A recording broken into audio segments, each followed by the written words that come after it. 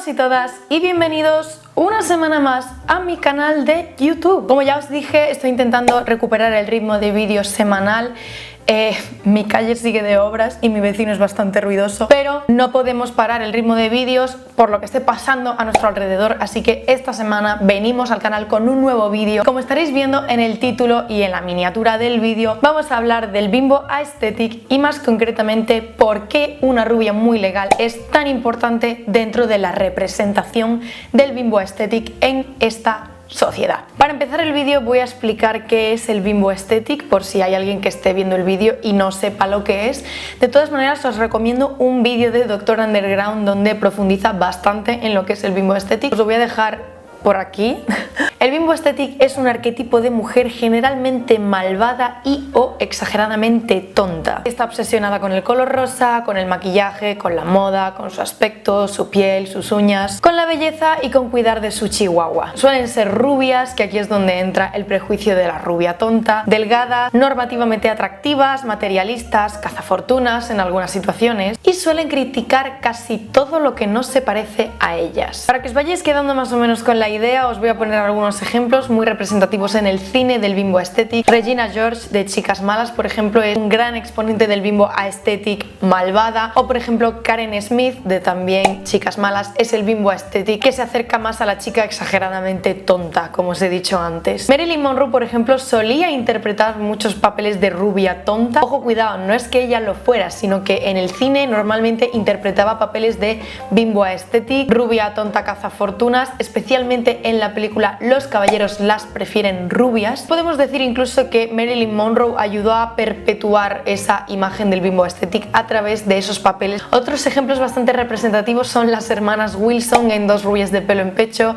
Sharpay y Evans en High School Musical, Tess en Camp Rock, pero la que más nos importa en este vídeo y de la que vamos a hablar en profundidad es de Elle Woods en Una rubia muy legal, interpretada por la maravillosa Reese Witherspoon. Para seguir explicando por qué Elle Woods es tan importante en la representación de este arquetipo, primero vamos a hablar un poco de por qué el bimbo aesthetic es un conjunto de prejuicios bastante machistas y misóginos. Este arquetipo representa la gran mayoría de las veces que las mujeres somos malvadas, despiadadas y falsas entre nosotras simplemente por naturaleza. Una creencia que es bastante machista porque lo único que hace es fomentar la enemistad entre mujeres, o sea, todo lo contrario a lo que conocemos como el feminismo. Normalmente este tipo de bimbo aesthetic malvada suele estar enemistada incluso con sus propias amigas. Regina George, por ejemplo, es el mejor ejemplo para entender este tipo de bimbo aesthetic. El bimbo también nos hace creer que este tipo de mujeres que son rubias, a las que les interesa la moda, el maquillaje, la belleza, no son capaces de mirar mucho más allá que una apariencia o un envoltorio y que por lo tanto son personas poco inteligentes, poco valiosas y que no son capaces, por ejemplo, de sacarse una carrera, como vamos a explicar en Una rubia muy legal. Por otro lado tenemos a la bimbo aesthetic exageradamente tonta. Karen Smith, como ya os he dicho antes, es un gran ejemplo. Es una imagen que suele estar muy infantilizada. Es un tipo de bimbo a la que se le suele tratar con mucho paternalismo y con mucha sobreprotección, cosa que también es bastante misógina, ya que en ese momento la mujer no es concebida como una mujer adulta y autónoma que puede hacer las cosas por sí misma, sino que empieza a tratársela como una mujer desvalida y a la que hay que sobreproteger, o incluso en muchos casos de la que te puedes burlar como si fuera algo divertido. En este apartado también entra un poco la cultura de la pedofilia, pero no me voy a meter en ese tema porque creo que no viene al caso y me parece un tema demasiado pantanoso. Por no hablar de la sexualización a la que normalmente está sometida el bimbo aesthetic, ya que, como os he dicho antes, siempre se la representa como una mujer normativamente atractiva y que no tiene nada más que ofrecer que un cuerpo y una cara bonita. Estos son algunos de los muchos clichés que hacen de la bimbo uno de los prejuicios más machistas y misóginos que giran en torno a las mujeres. Y por lo general en las películas solemos verlo como algo divertido, algo gracioso, algo de lo que nos podemos burlar, pero en realidad lo único que estamos haciendo con esto es perpetuar un arquetipo de mujer que no nos beneficia. Muy bien, ahora que ya tenemos claro qué es el bimbo aesthetic, vamos a hablar de Legally Blonde. Y primero vamos a hablar un poco ¿de qué va una rubia muy legal? Elle Woods es una chica preciosa que aparentemente solo se preocupa por la moda, su chihuahua Brewster y por casarse con su perfecto novio Warner. No obstante, pasados unos 10 minutos de la película, Warner rompe con ella alegando que no es una chica lo suficientemente seria como para casarse con él, un futuro abogado y senador muy importante. De hecho, conforme vayamos repasando la película vamos a ir viendo algunos momentos donde se dicen frases muy claves y muy importantes que vamos a ir destacando y desglosando. De hecho, justo antes de que ocurra lo de Warner, ella está buscando un vestido para ponerse en esa cita tan especial en la que ella cree que él le va a pedir matrimonio, pero luego llevarse la sorpresa de que no, de que la va a dejar. Y sin ir más lejos, la dependienta intenta venderle un vestido sin rebajar, pensando que simplemente por ser una rubia tonta de Malibu se la va a colar. Pero en este momento Elle Woods le pega un pedazo de corte y le dice: chata, que yo he estudiado moda, sé de lo que estoy hablando y no me vas a poder timar. Y la dependienta se queda con cara de póker en plan LOL. Como se va diciendo, Warner rompe con ella y hay una frase muy importante en esta conversación y es: lo siento cariño, pero debo casarme con una Jackie, no con una Marilyn. Ahí está haciendo alusión al bimbo aesthetic que representaba Marilyn Monroe en Los caballeros las prefieren rubias, por ejemplo, y está dando a entender que Elle Woods, simplemente por ser rubia, no es inteligente. En ese momento ella le responde: ¿es porque soy rubia? Y aquí es donde empezamos a ver pequeñas pinceladas de lo que realmente es el bimbo en la sociedad. En ese momento a ella se le rompe el corazón, pero se le ocurre un plan maestro para recuperar a Warner: seguirlo a Harvard y empezar a estudiar Derecho para demostrarle que sí puede ser una abogada seria, inteligente y valiosa. O sea, sé la mujer que Warner desea para él. En este momento, cuando ella le dice a sus padres que quiere meterse a estudiar Derecho, incluso sus padres la ningunean y le insinúan que no debería estudiar Derecho porque eso es para gente seria, inteligente, gente fea, y que ella, por supuesto, no encaja en ese perfil porque ella es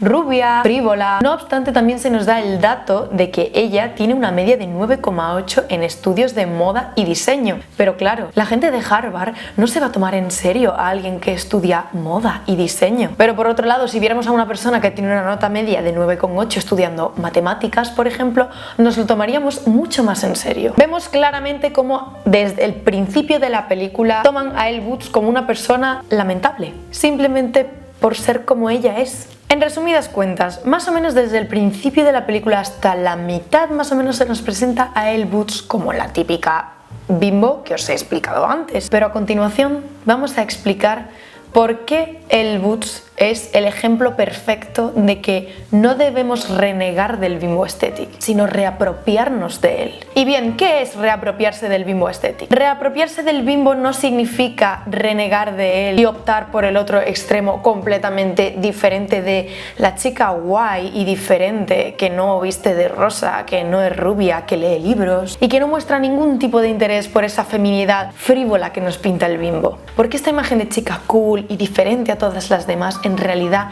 es otro arquetipo muy machista, porque lo único que hace es reforzar que ser rubia y que te guste maquillarte y el color rosa y la moda es algo malo y es de persona frívola y poco inteligente. Pero es que la chica cool que viste de negro y es diferente a todas las demás puede ser igualmente tonta y frívola, no tiene nada que ver. Entonces, llegados a este punto, ¿qué es reapropiarse del bimbo aesthetic? Significa que no necesariamente tenemos que renegar de eso que nos gusta, del pelo rubio, del color rosa, de cuidar nuestras uñas, de preocuparnos por la ropa y de lo que nos queda bien. Reapropiarse del bimbo significa que podemos seguir optando por todas esas opciones que nos hacen feliz y al mismo tiempo ser mujeres inteligentes, de mundo interior, valiosas, que luchan por lo que quieren, que no necesariamente tiene que ser una mujer estúpida, malvada, despiadada o materialista. De hecho, os voy a poner un ejemplo con una imagen que estuvo rondando por Twitter que seguramente habréis visto, y es que normalmente nos presentan como el bimbo aesthetic algo así. Como estaréis viendo, vemos al principio de la ilustración una bimbo perfectamente normativa que de repente se encuentra con un libro y se convierte en esa chica guay y diferente que os he explicado antes. Que por tener una apariencia completamente distinta y leer un libro no significa que sea más lista, más valiosa. Y por otro lado tenemos esta imagen que es la que a mí más me gusta. Tenemos una mujer rubia vestida de rosa completamente decente que coge un libro y sigue siendo una mujer rubia vestida de rosa completamente decente.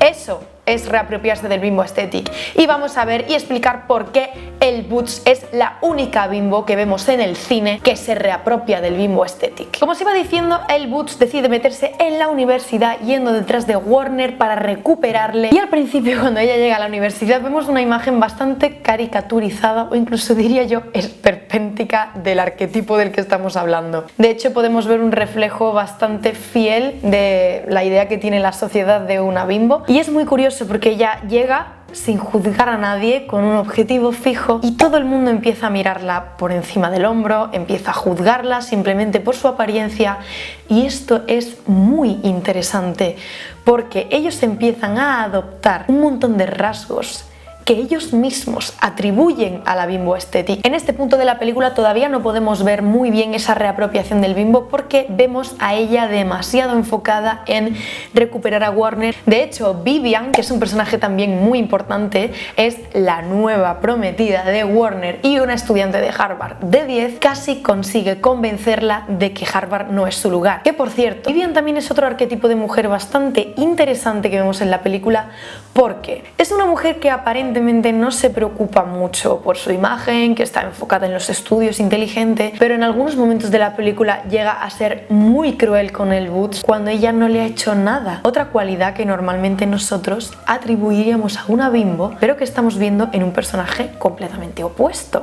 De hecho, la fiesta de disfraces a la que Vivian la invita para reírse de ella es un punto de inflexión en la película muy importante. Que está hablando con Warner de unas plazas para unas prácticas especiales que está ofreciendo Callahan, otro personaje del que hablaremos más adelante, y Warner le dice a Elle Woods textualmente: cariño, nunca conseguirás una de esas plazas.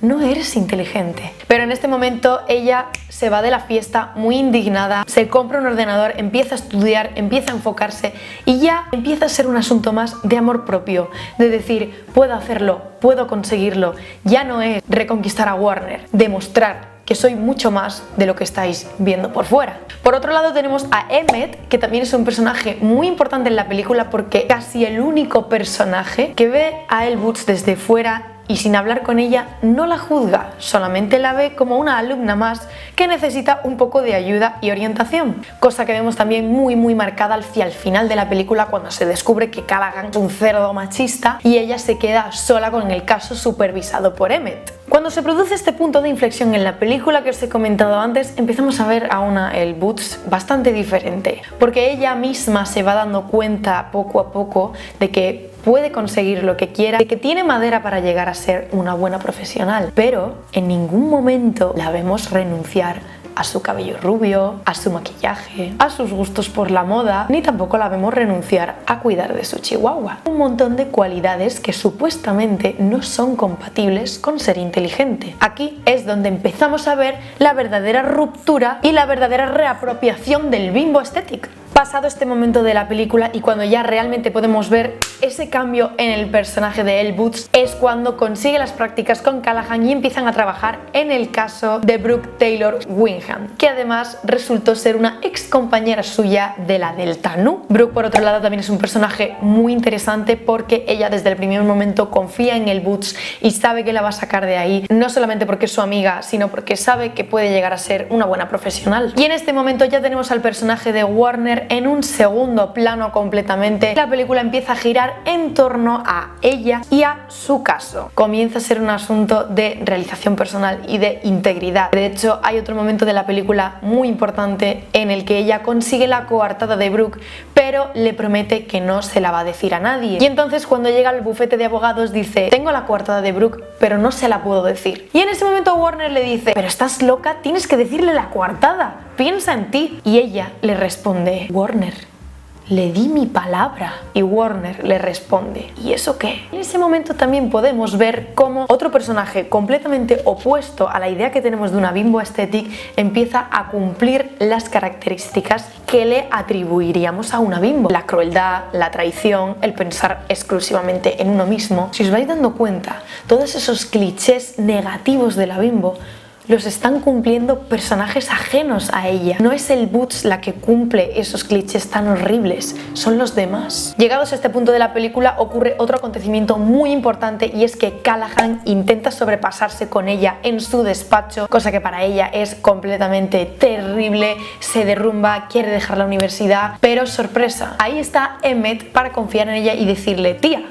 manda a Callahan a paseo y gana el caso porque puedes hacerlo. Es un momento muy importante de la película porque ella dice una frase que puede sonar un poco cómica, pero que es muy clave. Cuando la gente me ve, normalmente suele ver a una rubia de grandes melones, pero nadie me toma en serio. Mis profesores no me toman en serio, mis padres no me toman en serio. Y en ese momento es cuando Emmett llega y le dice: tía, hazte con ellos. Y efectivamente él llega al juicio y se hace con ellos. De hecho, cuando ya estamos al final de la película y están ahí en pleno caso, en el meollo, ella se ve un poco acorralada porque no sabe muy bien qué es lo que va a hacer, pero en ese momento empieza a hacerle preguntas a la acusada, y gracias a unos conocimientos que normalmente atribuimos y asociamos a la bimbo, que es el tratamiento del cabello, gracias a esos conocimientos ella es capaz de ganar el caso, ya que la acusada es descubierta porque no se había tratado bien una permanente del pelo. Y vosotros pensaréis: buah, menuda gilipollez. Pues no será tan gilipollez, porque Callahan no habría podido ganar el caso sin esa información. Habría necesitado la coartada de Brooke, pero es capaz de mantener la coartada de Brooke en secreto. Y no solo eso, sino de ganar el caso limpiamente. De hecho, una cosa muy importante que dicen al final del juicio es que cuando ella ya está saliendo triunfalmente después de su indiscutible victoria, una de las periodistas le pregunta: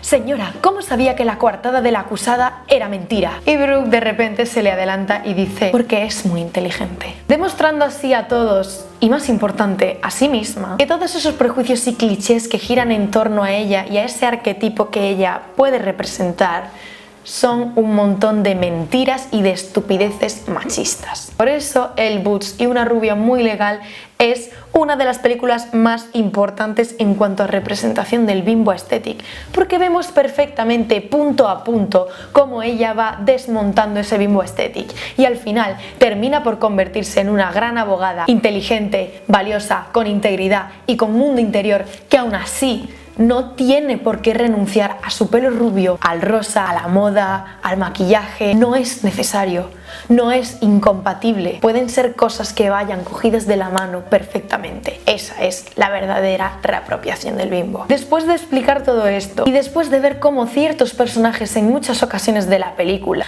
hacen cosas que luego ellos mismos atribuirían a Elle Boots o a la bimbo aesthetic de forma despectiva, mi pregunta es: ¿no será que la sociedad lo único que hace es proyectar una gran cantidad de prejuicios horribles y machistas sobre las mujeres, especialmente femeninas, porque en el fondo nos odian y se odian a sí mismos debido a una misoginia extremadamente interiorizada? Señoría, no hay más preguntas. Quiero que me dejéis en la caja de comentarios qué opináis sobre todo esto que os acabo de contar, que me dejéis sugerencias de películas, preguntas, debate en los comentarios. Y como siempre os digo, también me podéis dejar sugerencias para nuevos vídeos que queráis ver en el canal, que yo estaré atenta porque vuestros deseos son órdenes para mí.